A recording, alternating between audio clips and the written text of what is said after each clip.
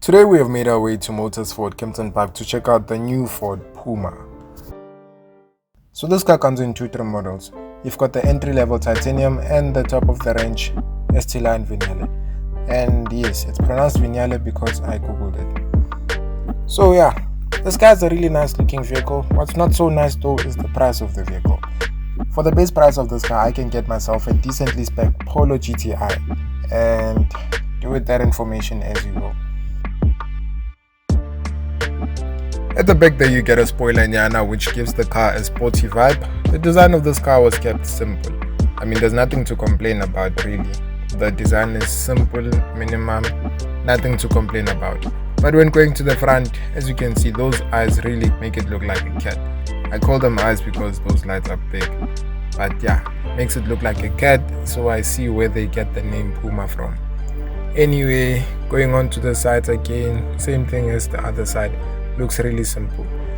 If you go for the titanium version of the car, you're gonna get 17-inch alloys, but if you go for the ST-Line Vignale, you're gonna get 18-inch alloys, which look really nice, as you can see.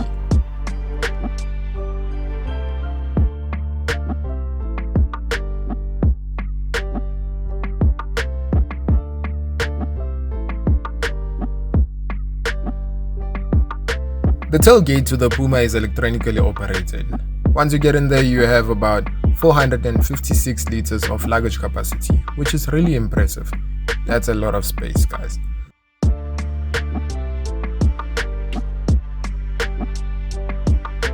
Underneath the storage cover there, you're gonna find some extra storage, and your spare wheel is hidden underneath that black plastic piece right there. And yeah, so when you close that up, you have space to put all your equipment there, so you can store your jumper cables, all your cleaning equipment, basically anything you're going to need in emergency situations you can place there if it's big enough to fit, because there's a lot of storage underneath there. But anyway, let's move on.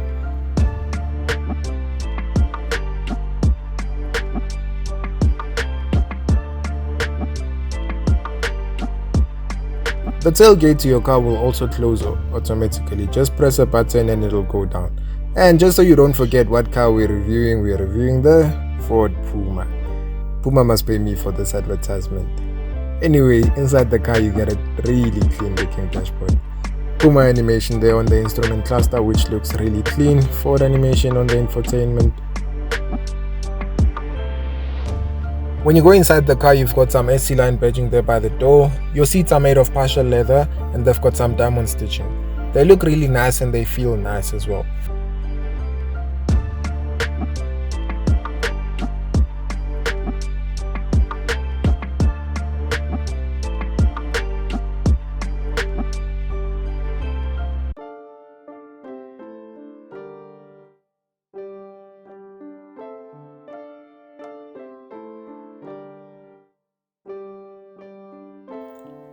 You've got some storage underneath your armrest, which is really tiny. Inside there you've got a single USB-C port, and to demonstrate how tiny the storage is, just look at the size of it compared to my hand. It makes my hand look big. But anyway, you've got two cup holders, a manual handbrake, that's your gear shifter, and a 12-volt socket right there. You've got a single USB-A port and a wireless charging pad down there. You've got actual climate control buttons in the car, and underneath your infotainment display you've got some volume knobs and some buttons there. You've got an 8-inch infotainment display with wired Apple CarPlay and Android Auto. You've got a digital driver's display, a multifunctional steering wheel, which looks really nice. So down there you're going to find your buttons to control your lights and the button to open your rear tailgate. This car comes as standard with a Bang & Olufsen sound system, which sounds really nice.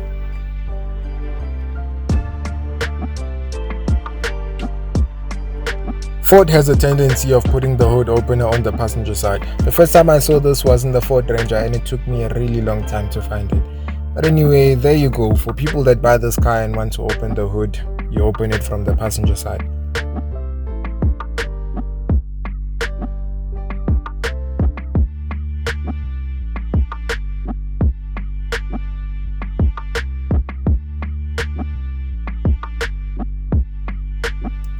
This car is fitted with the optional rear view camera, which we will get to in a minute.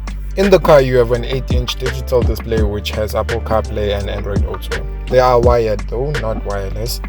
And yeah, so from the infotainment display, you'll be able to control most of the functions of the car, including your massaging seats. The seats are gonna massage you.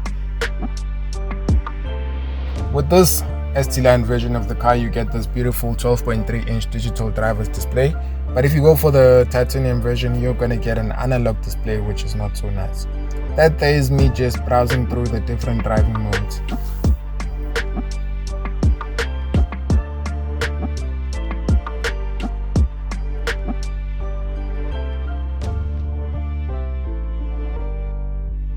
Going into the back, as you can see, legroom for me was not a problem. Headroom as well was more than enough. But you do get people who are taller than me that have a bit less legroom when they're sitting at the back.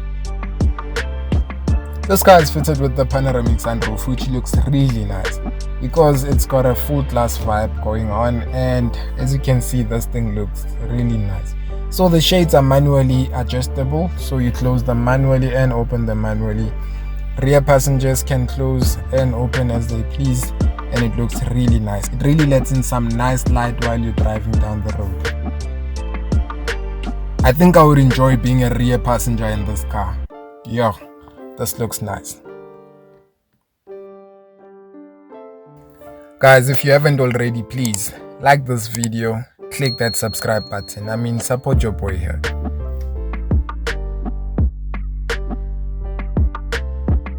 Up there you get your controls for your sunroof and the light controls there.